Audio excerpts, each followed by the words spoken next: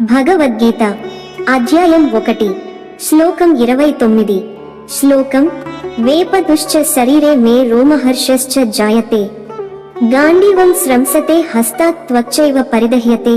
అర్జునుడు యుద్ధానికి సిద్ధంగా ఉన్నాడు, కానీ హృదయం మాత్రం దేనికి సిద్ధంగా లేదు.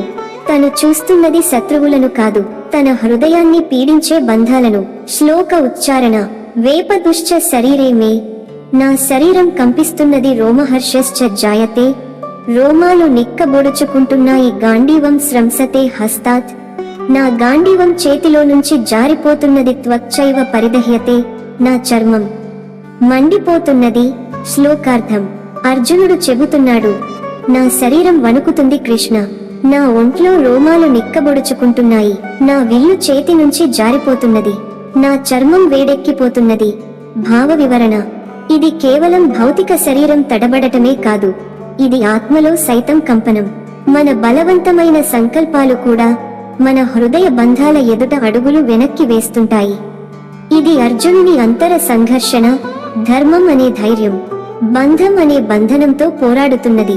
తాత్విక సందేశం ఈ శ్లోకం మనకు గుర్తు చేస్తోంది, మనమంతా కొన్నిసార్లు బలహీనులం కాదు, మనం చాలా శక్తివంతులం, కానీ అందుకు తగిన మార్గం తెలియదే తప్ప. అర్జునుని గాంధీవం జారిపోవడమంటే అతని బాహ్య బలం కంటే ఆంతరిక బాధ గొప్పదైందన్న సంకేతం. ఇది ఆరంభం మాత్రమే, విషాద యోగం అర్థమయ్యే మొదటి దశ. అర్జునుని రూపంలో మన మనస్సు ప్రతిబింబిస్తుంది.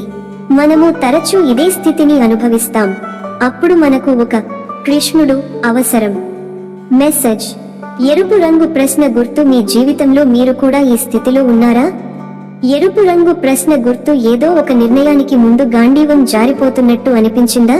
అప్పుడు భగవద్గీతలోని శబ్దం వినండి, అది మీ కృష్ణుడిగా మారుతుంది. ఇప్పటికే ప్రారంభమైన ఈ యాత్రలో ప్రతి శ్లోకము ఒక దీపంలా మారుతుంది. సబ్స్క్రైబ్ చేయండి, లైక్ చేయండి, షేర్ చేయండి. ధన్యవాదాలు. జై శ్రీకృష్ణ, జై భగవద్గీత.